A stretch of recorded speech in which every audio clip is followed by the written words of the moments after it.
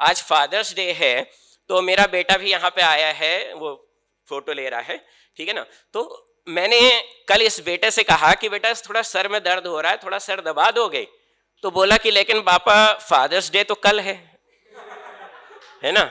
तो आजकल के समय में हम लोग क्या करते हैं कि भाई जिस समय फादर्स डे होता है, जिस दिन फादर्स डे होता है, उस दिन सारे इमोशनल दे देते हैं, सारे इमोशंस दे देते हैं, और बाकी 364 दिन कुछ नहीं कर पाते हैं। तो एक फादर्स डे के बारे में एक मेरी कविता है, इसको मैं सुनाऊं। मैं 2 कविता लेके आया हूं क्योंकि मैं बहुत दूर से ड्राइव करके आया हूं, इसलिए मेरे को ये 2 सुनाने देंगे कविता, ठीक है ना निश्चय जी? ठीक, तो सुनिए। पहली कविता है बाबूजी, फादर्स डे पे बाबूजी। जरा ध्यान से सुनिएगा, थोड़ा सा मतलब एक असलियत वाली कविता है, इसको थोड़ा फील करने की प्लीज कोशिश करिएगा। कविता है बाबूजी। ड्राइंग रूम जिसको तुम कहते हो, ड्राइंग रूम जिसको तुम कहते हो, तब बैठक का कमरा कहते थे, तब हम बैठक का कमरा कहते थे। बाबूजी यानी पिता हमारे इसके एक कोने में गुमसुम बैठे रहते थे। ड्राइंग रूम जिसको तुम कहते हो, क्योंकि देखिए आजकल जो हमारे पेरेंट्स हैं, या तो जैसे ना अभी आप लोग तो बहुत यंग हो, जैसे आपने खैर बताया कि कुछ लोग हैं जिनके बेचारे पेरेंट्स हैं नहीं, जैसे मैं भी बदनसीब लोगों में ऐसा हूं, लेकिन जिनके पेरेंट्स हैं तो उनको खूब कोशिश करनी चाहिए, ज्यादा से ज्यादा समय दीजिए। आप उसके अलावा कुछ और नहीं दे सकते, सबसे कीमती चीज जो अपने पेरेंट्स को दे सकते हैं वो समय है। तो ड्राइंग रूम जिसको तुम कहते हो, तब बैठक का कमरा कहते थे।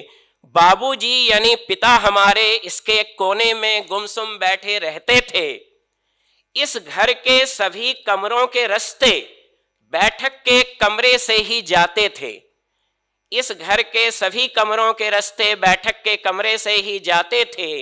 आते जाते घर के हर सदस्य की बाबूजी हाजिरी लगाते थे। आते जाते घर के हर सदस्य की बाबूजी हाजिरी लगाते थे। बस बाबूजी का यही काम है। उस रास्ते से लोग आके अपने अपने कमरों की तरफ चले गए, बस इतना, इस लायक को बस बाबूजी को देखते थे, या इस लायक बस बाबूजी बच्चों को देख पाते थे। बच्चों के 2 पल पास ठहरने की आस में, बच्चों के 2 पल पास ठहरने की आस में बाबूजी की बूढ़ी आंखें दुखती थी। पर ठीक ही तो है, एक्सप्रेस ट्रेनें तब भी कहां छोटे मोटे स्टेशनों पर रुकती थी। पर ठीक ही तो है, तब भी एक्सप्रेस ट्रेनें कहां छोटे मोटे स्टेशनों पर रुकती थी। एक दिन बाबूजी बिना ट्रेन के ही, एक दिन बाबूजी बिना ट्रेन के ही परलोक की यात्रा पर निकल गए। एक दिन बाबूजी बिना ट्रेन के ही परलोक की यात्रा पर निकल गए, और अपने जाते ही बैठक के कमरे को ड्राइंग रूम में बदल गए, और अपने जाते ही बैठक के कमरे को ड्राइंग रूम में बदल गए। अब सभी ट्रेनें यहां रुकती हैं, अब सभी ट्रेनें यहां रुकती हैं। अब यह छोटा मोटा स्टेशन रहा कहां? अब सभी ट्रेनें यहां रुकती हैं, अब यह छोटा मोटा स्टेशन रहा कहां? नए सोफे झूमर पर्दे शोभित हैं, बाबूजी बैठे रहते थे जहां, बाबूजी बैठे रहते थे जहां। बाबूजी का आज श्राद्ध है, बाबूजी का आज श्राद्ध है, लोग जमा है खूब यहां। बाबूजी का आज श्राद्ध है, लोग जमा है खूब यहां। चहल पहल है ड्राइंग रूम में, सन्नाटा पसरा होता था जहां। चहल पहल है ड्राइंग रूम में, सन्नाटा पसरा होता था जहां। ध्यान दीजिएगा, कुछ असलियत पर ध्यान दीजिएगा कि बाबूजी we miss you too much, बाबूजी we miss you too much बेटे ने फेसबुक और इंस्टा पर लिखा है। बाबूजी we miss you too much बेटे ने फेसबुक और इंस्टा पर लिखा है। चौथे टेक में आया भोले भोले, चौथे टेक में आया भोले बेटे का मासूम चेहरा डीपी में उदास दिखा है। चौथे टेक में आया भोले बेटे का मासूम चेहरा डीपी में उदास दिखा है। हमें उदासी भी दिखानी होती है तो नहीं, एक बार और टेक ले लें, एक और टेक ले लें, एक और टेक ले लें। दुर्भाग्यवश जितने लोग फेसबुक में लिखते हैं we miss you we miss you we miss you, है ना, तो अगर क्यों, अगर वो मेरे परिचित है तो मुझे पता है कि उनके जीते जी उनके संग क्या हुआ। बाद में सब लोग सोशल मीडिया पे खूब लिख देते हैं। तो मेरी आपसे नम्र निवेदन है कि अगर ईश्वर की इतनी अच्छी सौगात आपके पास है कि आपके पिता आपके साथ है, माँ आपके साथ है, तो खूब समय दीजिए उनको, प्लीज मेरी रिक्वेस्ट है। तो सुनिएगा, बाबूजी we miss you too much, बेटे ने फेसबुक और इंस्टा पर लिखा है। चौथे टेक में आया भोले भोले बेटे का, मासूम चेहरा डीपी में उदास दिखा है। और अंत में देखिएगा कि ड्राइंग रूम में बाबूजी की फोटो पर खूब महंगा हार चढ़ा है। श्रद्धांजलि देने हेतु सामने घर का हर सदस्य खड़ा है।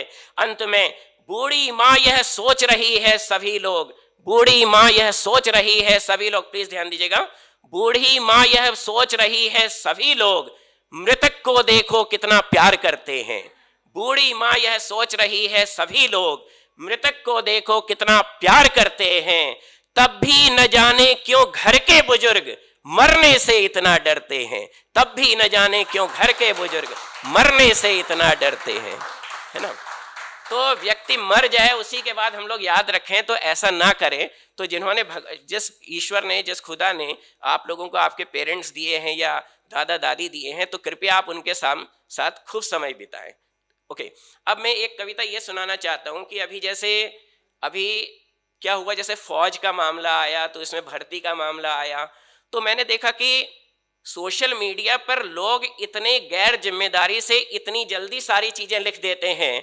सरकार को शायद कोई पॉलिसी बनाने में 4 साल लगे होंगे और वो पॉलिसी अभी आती नहीं, तो 4 मिनट के अंदर, 40 सेकंड के अंदर लोग पता नहीं उस पर क्या क्या लिख देते हैं, है ना, और क्या क्या चीजें फॉरवर्ड कर देते हैं। या और कहीं पर भी कुछ भी, मतलब कोई अंडसंड कहीं पर मिल गया। जैसे लखनऊ में चौक में एक हिंदू पानी के बताशे वाले ने मुसलमान लड़की को एक बताशा कम खिलाया, दंगा, मतलब कुछ भी, मतलब जो अंटसंट आया कुछ भी, मतलब कोई इधर उधर कुछ नहीं देखेंगे, सब कुछ लिख देते हैं। तो ऐसे सोशल मीडिया के फॉरवर्ड बाज जो हैं, सोशल मीडिया के जो फॉरवर्ड बाज जो हैं, है ना, तो इनके लिए मैंने एक प्रार्थना लिखी है, इनके लिए। तो मैं इनके प्रार्थना कर रहा हूं, तो प्रार्थना सुनिएगा।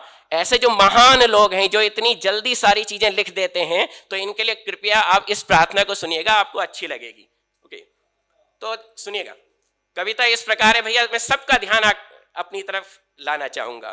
तो कविता है कि हे फेसबुक के महाज्ञाता, हे फेसबुक के महाज्ञाता, हे व्हाट्सएप के कर्णधार, हे ट्विटर के महान योद्धा, हे ज्ञान के सागर अपार, आप राजनीति के प्रकांड पंडित, आप रघुराम राजन अर्थशास्त्र के, आप राजनीति के प्रकांड पंडित, आप रघुराम राजन अर्थशास्त्र के, आप आयुर्वेद के चरक सुश्रुत, आप अरस्तु हो तर्क शास्त्र के, आप अमर्त्य सेन, आप आइंस्टीन, आप में सभी गुणों की है भरमार। हे सोशल मीडिया के परमवीर, आप अर्चना हमारी करें स्वीकार।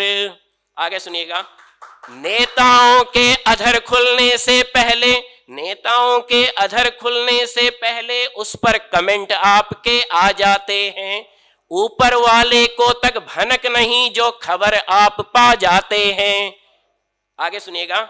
एक श्वान जो अवसर पाते ही खुद को रोक नहीं पाता है।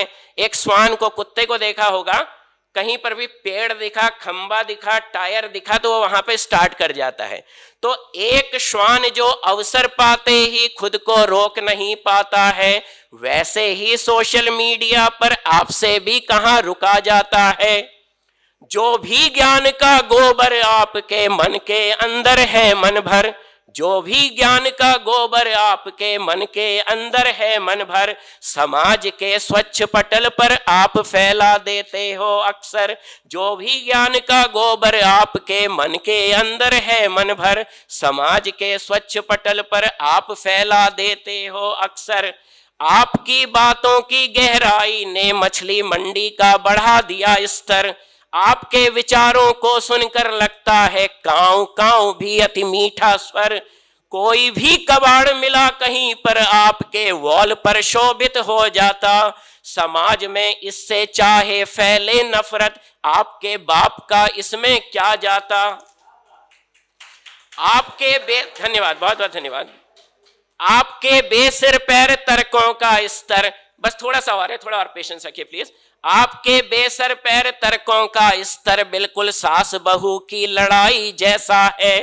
भारत पाकिस्तान का यह बॉर्डर लगता, सोशल मीडिया पर तनाव हमेशा ऐसा है। जैसे गिद्ध ढूंढ लेते हैं सड़ा गला, एक फूलों से महकते बगीचे में भी आप ढूंढ लेते हैं कुछ कमियां, एक सुंदर से सजे गलीचे में भी। आप चार्ल्स डार्विन, आप कार्ल मार्क्स, आप भगत सिंह, आप अब्दुल कलाम, है सोशल मीडिया के अफलातून, आप बंदों का कबूल करें सलाम। है सोशल मीडिया के अफलातून, आप बंदों का कबूल करें सलाम। अंत में देखिएगा, हे भड़काऊ पोस्ट के फॉरवर्ड करता, हे भड़काऊ पोस्ट के फॉरवर्ड करता, हे फेक न्यूज के पालनहार। हे भड़काऊ पोस्ट के फॉरवर्ड करता, हे फेक न्यूज के पालनहार। हे घृणा प्रसारक सोशल मीडिया के, आप अर्चना हमारी करें स्वीकार। हे घृणा प्रसारक सोशल मीडिया के, आप अर्चना हमारी करें स्वीकार। आप अर्चना हमारी करें स्वीकार। धन्यवाद, बहुत बहुत धन्यवाद।